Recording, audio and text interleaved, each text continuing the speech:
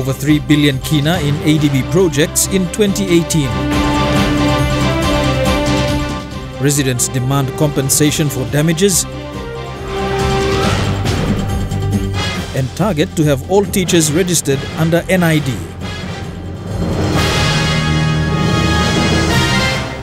This is National EMTV News with Meriba Tulo. A very good evening. Thank you for joining us. This is Wednesday's news. A petition was presented to Deputy Prime Minister Charles Abel yesterday demanding for immediate compensation of destroyed properties and the recall of the police mobile squad unit currently based in Alota. This follows a police chase into the Kitava compound last Thursday that ended with a woman shot and killed and over 11 homes and properties destroyed.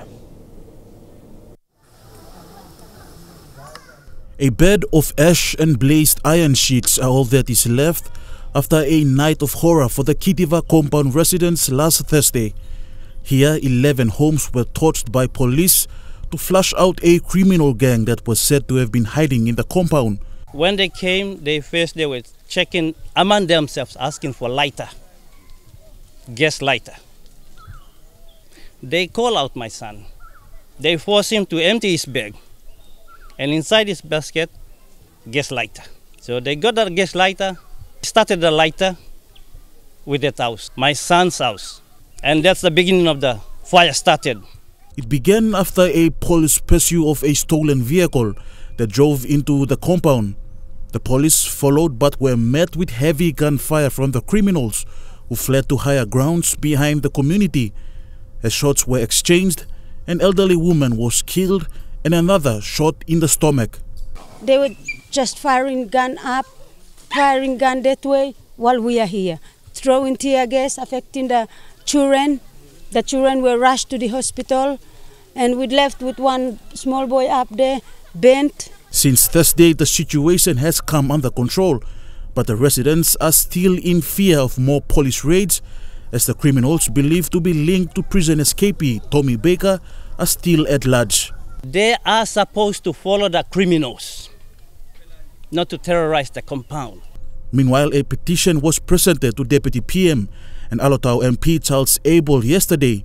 In the petition, the Kitava residents have demanded for immediate action to compensate the victims and the recall of the mobile squad unit in Alotau. My fear is that in all this, we lose track of the underlying issue is that these things all come from the fact that there are criminal elements heavily armed in our society. And if it wasn't for those, there would be no need for the police to be here in the first place. You see? And the problem builds on itself. So it's a multifaceted solution to this, but including holding the police accountable for their actions as well. Stanley Over Jr., National EMTV News. The Department of Education and the PNG Civil Identity Registry today signed a Memorandum of Understanding to allow the registration of all teachers nationwide to take place. The MOU requires officers from the Education Department to work closely with officers from the Civil Registry to ensure that teachers as well as public servants within the national education system are all registered before the 31st of March 2019. The signing of the MOU allows the Education Department and the Civil Registry to work together to conduct nationwide registration for NID and birth certificates for all teachers and public servants within the national education system. Minister for Education Nick Kuman stressed that the registration of teachers is vital and paramount. And I am calling on the 59,000 teachers now to be fully registered under the national ID program before the 6th pay of 2019.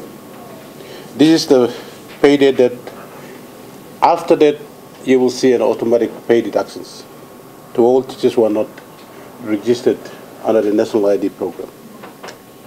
Present was Minister for Planning Richard Maru, who spoke about the importance of NID registration. Very ambitious target to ensure we get all our teachers, 59,000 of them, registered with birth certificates and ID cards over the next 3 months. This is a program we've never embarked on with any other department, and it is not going to be an easy task.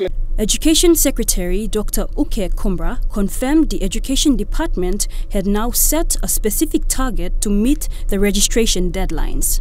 If we register 100 teachers at 22 sites for the next 25 days,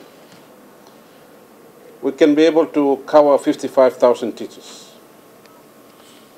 So that is our target, that every unit that will be in every province targets for 100 teachers a day. According to the Acting Registrar General for PNG Civil Identity Registry, the progress of registration conducted on teachers and public servants in the national education system in the country is slow but will soon ramp up. It's a small number. If you take that, that's roughly about 1,000 out of 60,000, so we've got 59,000 to do.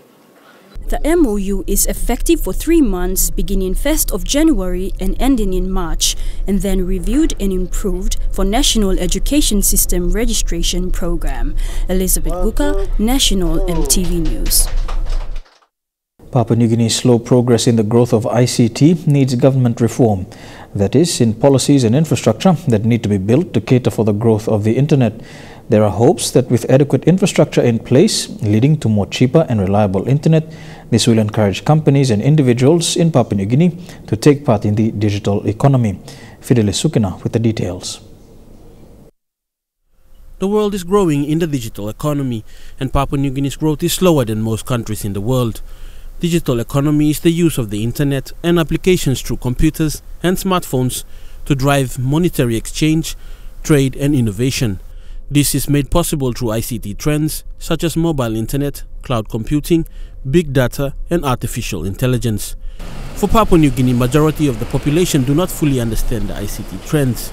For a start, high internet rates and the lack of infrastructure to increase the reach of the internet is slowing the growth of the digital economy in Papua New Guinea. Huawei Technologies PNG Limited invited Simon Sang, a consultant of Huawei, to facilitate in a workshop held today which targeted leaders in the government agencies and corporate companies in understanding the role of ICT in social and economic growth. In his presentation, he touched on the growth of China in the digital economy, stating that China had great support by the government to drive ICT policies and build infrastructure to allow the growth of cheaper and reliable internet to help grow the digital economy, something that Papua New Guinea's government needs to consider greatly. The government play a key role in building and promoting the infrastructure, for example, like the internet, broadband, the penetration, mobile internet, fixed internet. So let's say in the case of Singapore, they have a Smart Nation initiative, right? So government push a lot on building really high-speed internet infrastructure. Sang, who visits countries to encourage leaders in government agencies to look at the positives in improving ICT, said he has seen potential in Papua New Guinea to grow the ICT industry, given that infrastructure and other necessities are in order. Yeah, I understand, at least from the government perspective, PNG government would like to be more involved in digital economy. The growth in the ICT in Papua New Guinea is looking positive after a successful APEC meeting with the theme of increasing digital inclusion in Papua New Guinea. In PNG, we have just finished a very successful APEC 2018. And I noticed the theme of the session is to connect the people with the digital world. Fidelis Sukina, National EMTV News.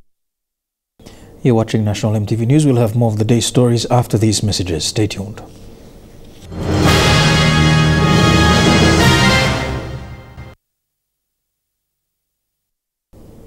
Welcome back to the news. There will be no liquor ban for NCD and Central Province this festive season. Police Commander for NCD and Central, Donald Yamasombi, says authorities believe residents are able to celebrate wisely within the true spirit of Christmas. However, police in the city are aware of the hotspots in the city and have already started their operations for this festive season. Police in Port Moresby will carry out awareness programs in the settlements to educate on how to celebrate Christmas without causing trouble. Random roadblocks will be stationed in parts of the city to encourage public order. At this time, when we don't have a liquor ban in place for the city, what we will also be encompassing on doing is at the roadblocks, if we find anyone that is drunk, the law does allow us to detain them for 24 hours until they get sober. We can. In the past weeks, there has been a slight increase in reported crimes in the city. Mobility and visibility of police presence in public continue to be an issue. Mr. Yamasombi says police will continue to utilize resources in hand to ensure residents in and outside the city enjoy this festive season. By now, our people should have come away mature enough the way they consume liquor and control themselves. You know, a festive period is basically a time to celebrate with family and friends. Rosemary Yambune, National EMTV News. Anti-corruption organizations met this week in Port Moresby to share initiatives while commemorating International Anti-Corruption Day. With the theme United Against Corruption, the initiative is to encourage strong partnerships among agencies to create platforms for public discourse and national conversations on corruption. The key initiatives were presented by the Department of Finance, Ombudsman Commission of PNG and Transparency International PNG. United Against Corruption recognizes that transparency, accountability, and anti-corruption are important for promoting peace, security, and sustainable development. With all the different players working on anti-corruption, it is by far a good initiative that brings together voices and collective action to mobilize political will to combat corruption in Papua New Guinea. Speaking at the gathering, Tom Tiki from the Department of Finance have highlighted that a range of public finance management reforms are undertaken to prevent opportunity for abuse and with initiatives for citizens to report corruption. With the revised PFMA Public Finance Act now, it's a mandatory for all government agencies that receive public fund should have an audit committee in place. Corruption is not openly discussed. However, every department have its own corrupt activities and have unique ways to address them. Daniel Taka, Director of Regional and External Relations PNG Ombudsman Commission, says the watchdog will continue their role in combating corruption with other respective law and justice sector. He says Ombudsman Commission has opened its doors to the public to fight corruption. To investigate the alleged misconduct by the government departments officers or the malpractice by the government bodies, and also investigate the alleged discriminatory practices by the government bodies or persons in the department. The private sector contributes in a lot of ways to voice on anti-corruption as well as specific initiatives including joint public-private partnership such as the Extractive Industry Transparency Initiative. We don't investigate or prosecute cases of corruption directly, but we assist with the work of legal advice, primarily to people that want to report corruption that they might have been a victim of or witnessed, and we give them assistance in terms of referral on to partners. Amanda Rimur, National EMTV News. Delegates from around the Pacific region are gathered in Honolulu, Hawaii to discuss tuna for the 15th Western and Central Pacific Fisheries Commission. Going into the meeting, Pacific Island states are showing remarkable solidarity against adverse threats from distant water fishing nations.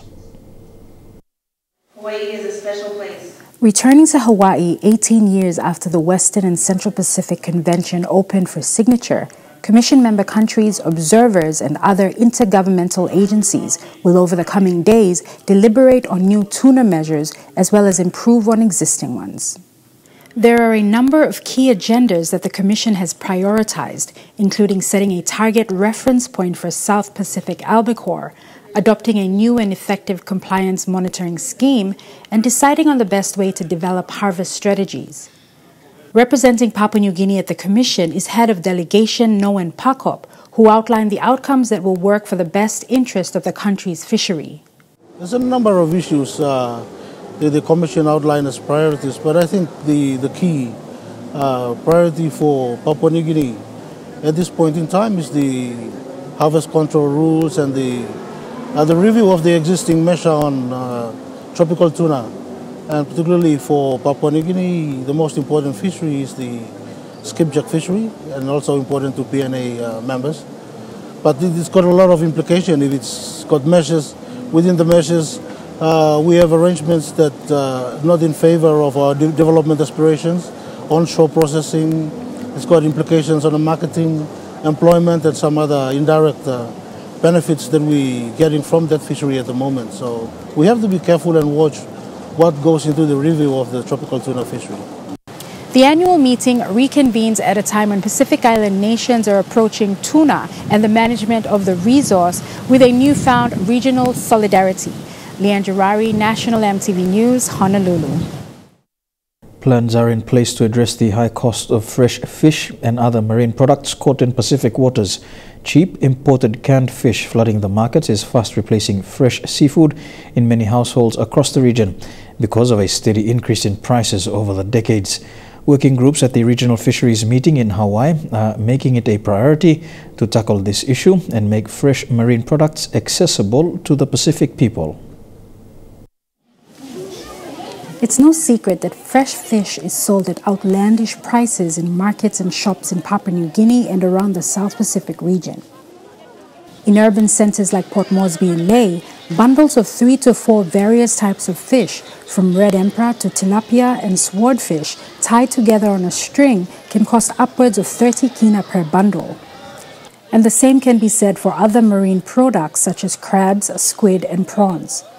On the other hand, fresh tuna is considered a luxury that middle to low-income Papua New Guineans can barely afford. In urban seafood markets where the majority of Papua New Guineans shop for fresh fish, a single mid-sized skipjack tuna can be sold for as high as 50 kina. And these prices show no sign of deflating, steadily increasing yearly. Consequently, the steady hike in prices have driven Papua New Guineans to buy canned fish at a fraction of the fresh fish price. A can of tuna at a shop costs as little as 3 kina to 6 kina and is a staple in homes across the country. Considering these prices and the fact that these were fished within local waters, the obvious question posed is why is fresh fish and marine products so expensive? Dr. Manu Tupo Rusens, the Director General of the Foreign Fisheries Agency, has called for regional cooperation to address this issue. It doesn't make sense to any of us that our fresh fish from our own waters is more expensive than imported tinned fish from abroad. And as a region, we must collectively seek to address that so that we are true to maximizing social benefits as set out in our strategic plan and the vision for FFA. Foreign Fisheries Agency is an intergovernmental agency tasked with helping member countries such as Papua New Guinea manage their fisheries resources sustainably within the 200-mile exclusive economic zone. Leanne Girari, National EMTV News, Honolulu. Amongst major revenue policy measures in the 2019 national budget, the PNG government recently introduced an export tax on sea cucumber, or biche de mer, of 15 kina per kilogram. Biche de mer, commonly known as sea cucumber, has been fished increasingly over the years for commercial purposes. PNG was reported as the third largest producer of sea cucumbers in 2004, supplying to China, Hong Kong and other Asian markets. PNG Fishing Industry Association President Sylvester Pokajam says this introduction will do more harm than good and be detrimental to economic growth. The export tax will take effect in January 2019. You cannot impose a fixed tax onto all the species. Some have high value, some have very low value to nothing. And government is imposing 15 kina export tax on any species, irrespective of, which means that we must not forget that this cost is passed down to the fishermen and fisherwomen. They will bear the cost, not the exporters. Now, if we impose on all these species, how about the low-grade species that worth only 5 or 10 kina per kilo? It doesn't make any economic sense. We make our people suffer, which we should not be as a government. The Asian Development Bank's billion-dollar portfolio of projects in PNG has delivered exceptional results this year. The PNG portfolio of 18 projects in vital sectors featured loans and grants worth about $1.58 billion or over 3 billion kina, including one program loan as of December this year. PNG ADB Country Director David Hill described this year as a very productive year. The Asian Development Bank today provided an in-depth review of its performance in PNG to representatives from government, private sector and development partners. The review showcased the portfolio of 18 projects across transport infrastructure, maritime safety, civil aviation, climate resilience and access to finance. ADB Country Director David Hill attributed the portfolio's achievement to great coordination and supervision between the bank, government of PNG, and executing agencies. This is how we measure how we are doing as a development organization. In terms of contract awards, ADB achieved almost 176% of the bank's target of $223 million. This is pretty remarkable. I don't think that the portfolio has ever performed this well in terms of contract awards. In terms of disbursements, the bank achieved about 158% of their target. With these achievements in contract awards and disbursements, so our uncontracted balance has decreased from almost $800 million at the beginning of the year to about $500 million. So, and when I say uncontracted balance, so this is the amount that the ADB has lent or given in grants to the government of PNG. The PNG Rural Primary Health Services Delivery Project achieved the rollout of a digital health information system across 8 provinces and NCD, enabling real-time public health data collection and information for decision-making.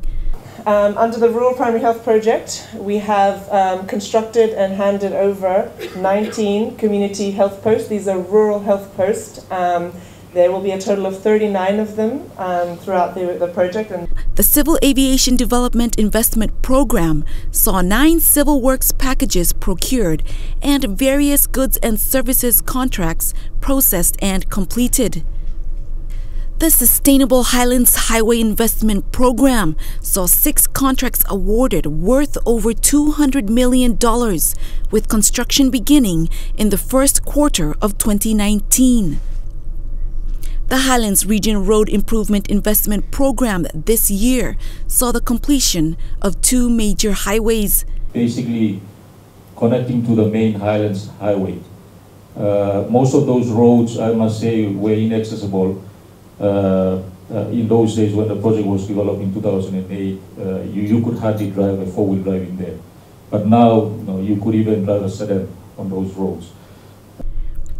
The PNG Microfinance Expansion Project saw over 11,000 trained individuals in financial literacy and business development skills. The Private Sector Development Initiative helped deliver PNG's first national competition policy, including securing an agreement with Mi Bank. Lilian Sopera Kinea, National EMTV News. Don't go anywhere. We'll be back with more of National EMTV News after these messages.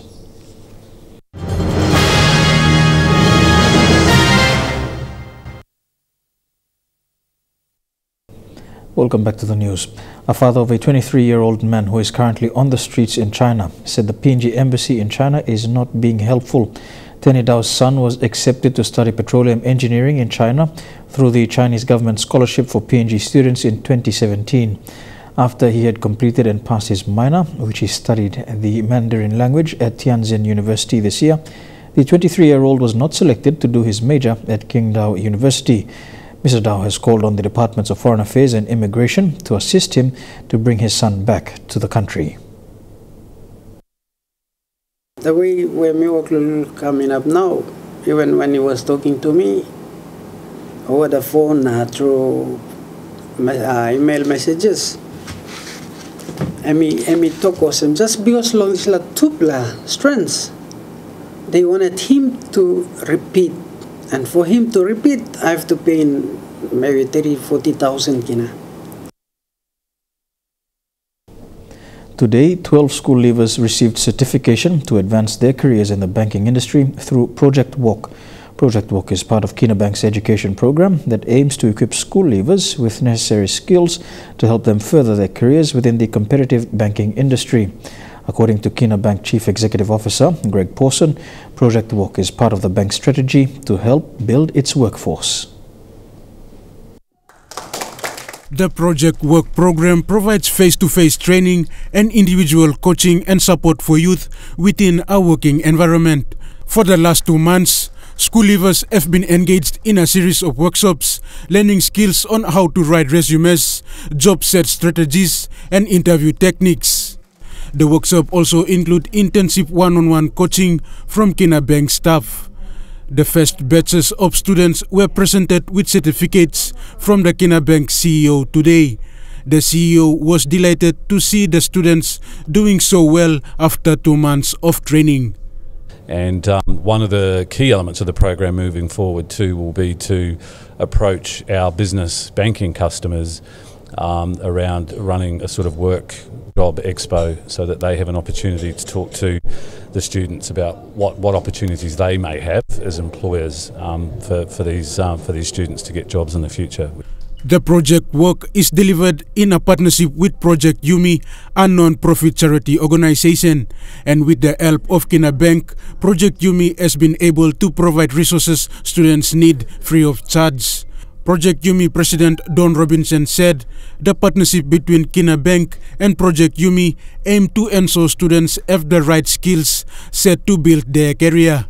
Graduates will be invited to participate in work experience programs that we'll be looking to design with the Kina Bank business customers, and also internships, so they actually do have not just the skills to be able to help them to find that right opportunity for them as part of their career, but also give them some experience on the ground working in businesses and industries that they're interested in, and in the types of roles and departments that they've identified that are their preferences for their future career. As the program is in its pilot phase, it is available to children of Kina Bank staff who have completed grade 10 and 12 in recognized schools and colleges. The program will be extended in 2019 across schools in Port Moresby for eligible students to apply. Rayon Lakingu, National EMTV News. Therese Pomat joined 11 other participants in the first graduation of Kina Bank's Project Walk program. For this young woman, her future with one of the country's largest banks is bright as she looks to harness opportunities that may present themselves in the near future. Tamara Pia Agavi reports. The 12 graduates that graduated today are one step closer to achieving their dreams. Among them, Therese Pomat. Teresa Pomat.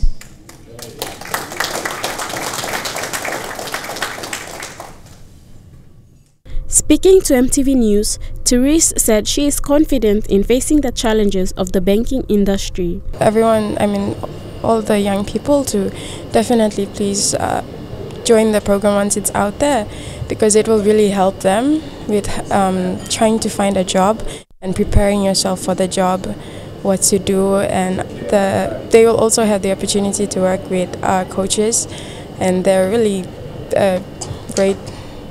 They know their job well, and they are a lot of help to us. They really guide us well, and it's a lot of help. For Therese, this is also an added benefit as she becomes the second person in a family to work with Kina Bank. Well, my mom's always, she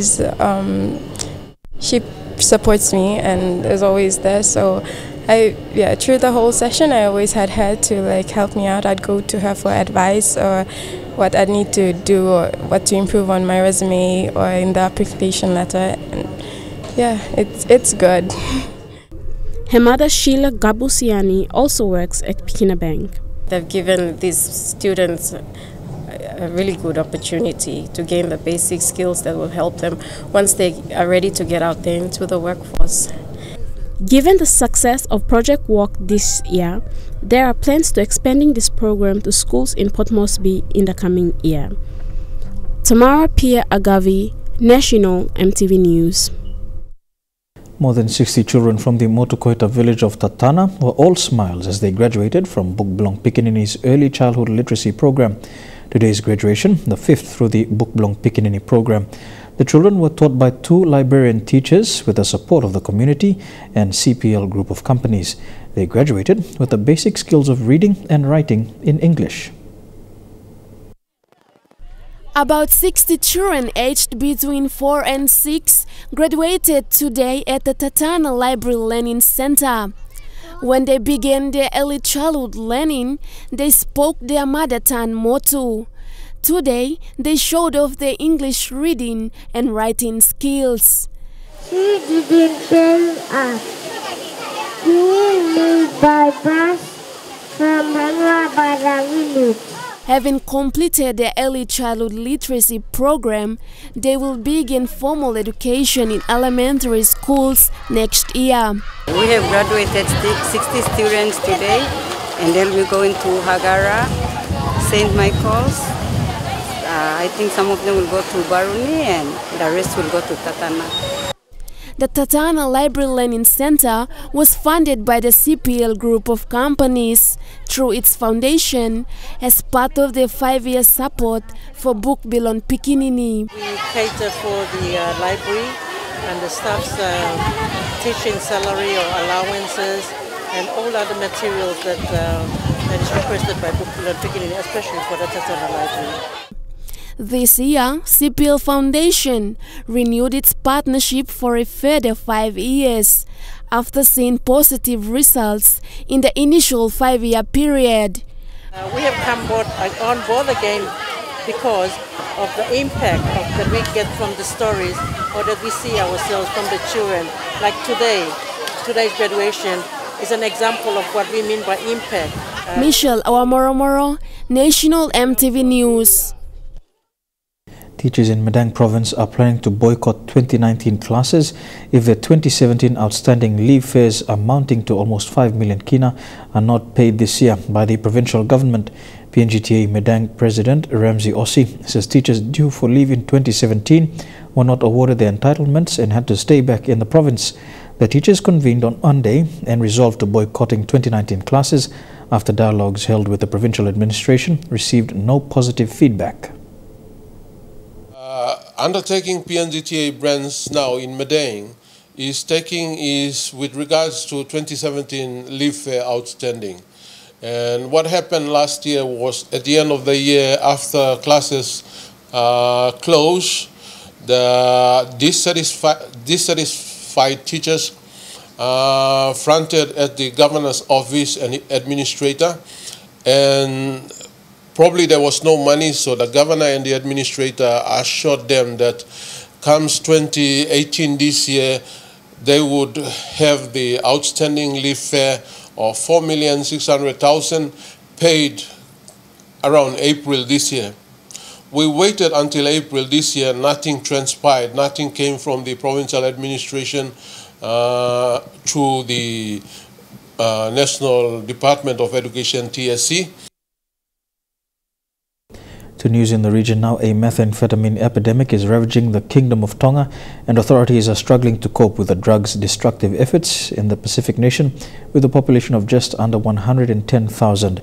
The highly addictive drug has penetrated all levels of society. Almost 100 arrests have been made in the past 6 months by a special task force set to deal with the problem. Also, up to 70% of all mental health patients are addicts. Here's a look at how the drug gangs operate and who they target.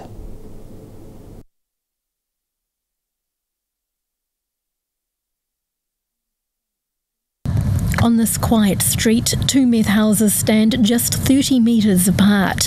This isn't unusual. ICE, or Tutu as it's known locally, is everywhere. This country is hooked on drugs. There's no doubt about it. Methamphetamine is sweeping through villages, destroying families and communities. We are not prepared well to face this tsunami.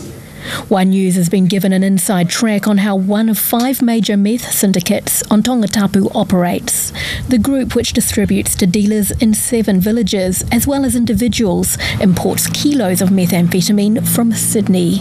There are people in government that brings the thing over, and I just distribute to the village. Our stuff comes in containers. The people there operating, they know, and they let it out. It sells for 400 to 600 Tongan paanga for a gram. That's 300 to 400 New Zealand dollars. Most of the dealers are armed. Some of the weapons come from America and also the Chinese people. They bring them in from China mixed in with imported goods. While the better quality meth is imported, small labs are springing up around the island. A lot of little labs are making their own version of it, but it's not actually the right ingredients, so they mix it up and deal it to villages. Most of the small and mid-level dealers in Tonga are also users. We're told those involved can be found in every level of society. That's echoed by Dr. Mapa Poloka, who works with addicts. In some church, ministers involved too. In the dealing? In the dealing, trafficking.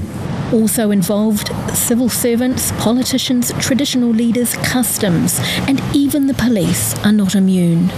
We need people with courage, integrity, because network of dealing drugs, they have the money, they have the people, and they are very strategic and powerful.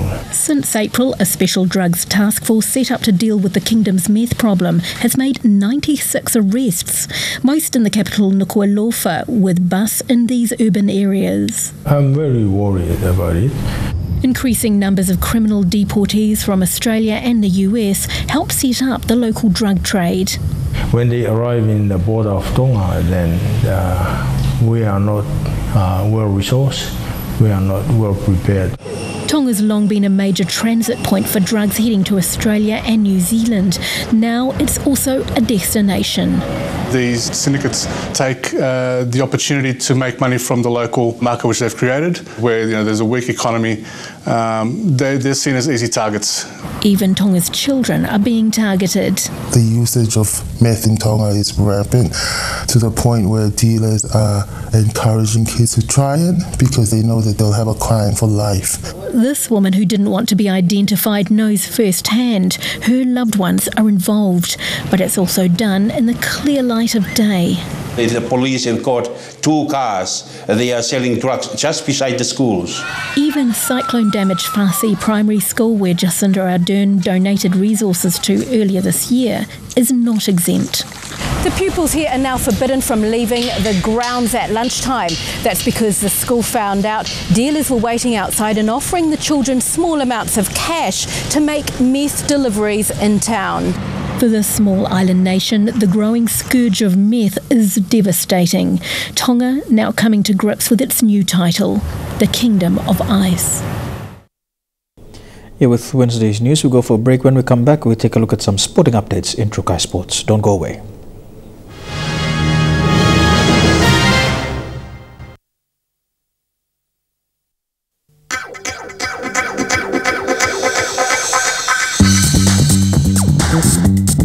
Trukai Sports.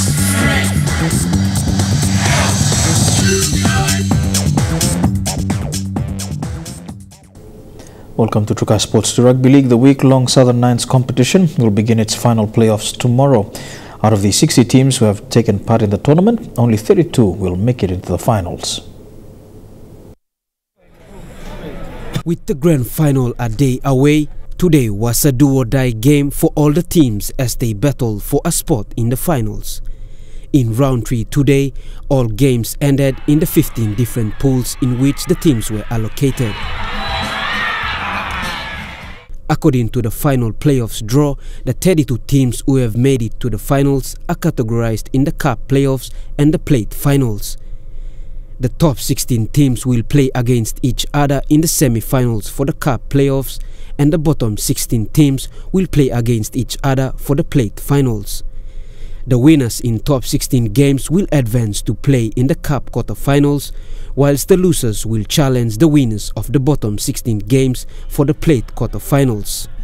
Meanwhile, the 2017 Southern Region 9's winners from Arama Coast in Central Province, the Nego Coast brothers, are on top of the ladder after winning all their round games.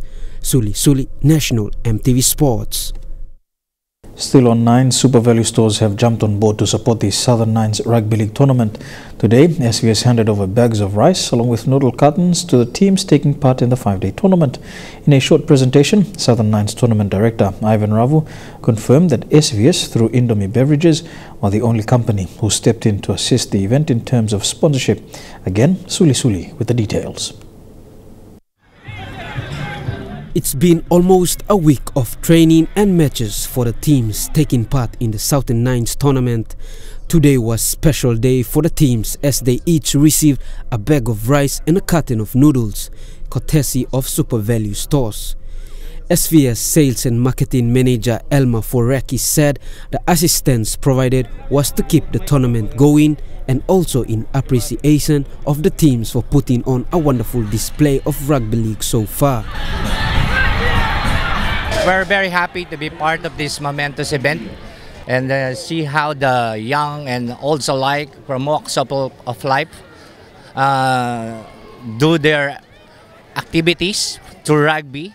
I hope that this will serve as a venue for camaraderie for all the people, and then at the same time for all the players, for them to be good players in the future and they might join the big event. I hope that this event will be the stepping stone for them to be on that position. Tournament Director Ivan Ravu thanked SVS for their kind sponsorship and says the partnership between the Indomie Beverages and Southern Nines will continue to next year. All right, with a small presentation that's been done, which may not be small as we think, but we're very grateful that SVS and Indomie Noodles can come in to sponsor some sort of food supplies for the teams that arrive from the villages. At least they'll supplement the diet of meals throughout the week. So we are very grateful and thankful that they've come to the party, and we hope to make the partnership bigger and better next year. The tournament is now heading towards its finals with the completion of round games today. Suli, National EMTV Sports. Don't go anywhere, we'll have more of Trukai Sports after these messages. Stay tuned.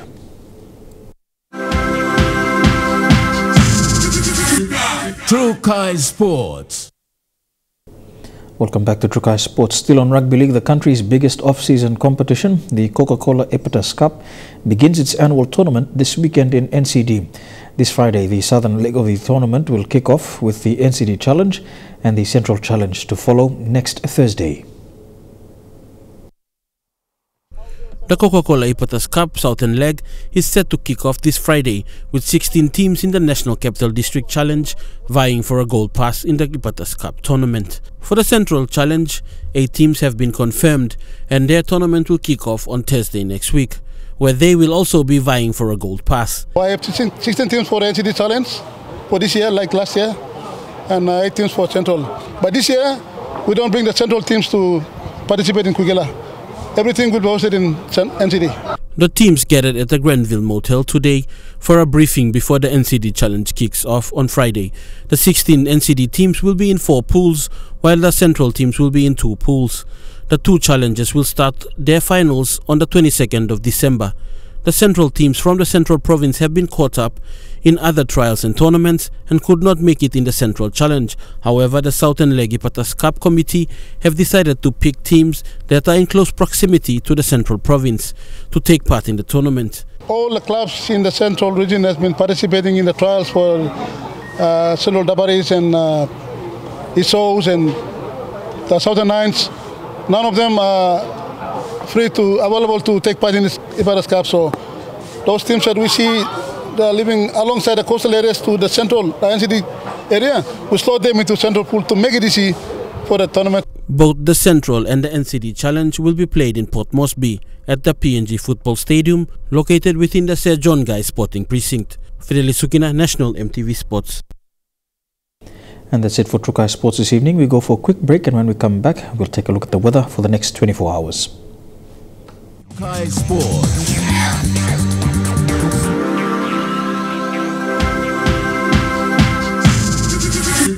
Trukai Sports. The weather details were proudly brought to you by Dulux. Celebrating 50 years in PNG, and the only paint made in PNG.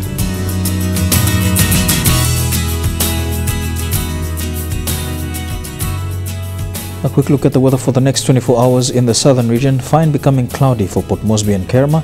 Cloudy with some showers expected in Daru. Popondetta can expect a shower or two, mostly fine in Alotau. To the Momase region, some showers expected in Wau, Medang and Wewak, mostly fine for Vanimo. Fine becoming cloudy for Lae. To the New Guinea Islands region, mostly fine for Lorengau, Kavieng, Kokopo and Rabaul. Some cloudy weather and thunderstorms expected in Kimbe, a shower or two in Buka. And in the Highlands region, all the major centres, Mount Hagen, Goroka, Kundiawa, Mendi and Wabe can expect some showers over the next 24 hours with early morning fog developing.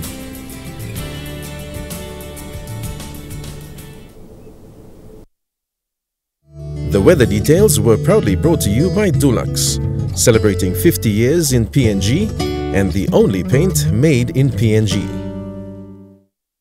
And that has been the news, sport and weather for today, Wednesday, the 12th of December 2018. On behalf of the EMTV News team right around the country, pleasant viewing on your number one to watch. Good night.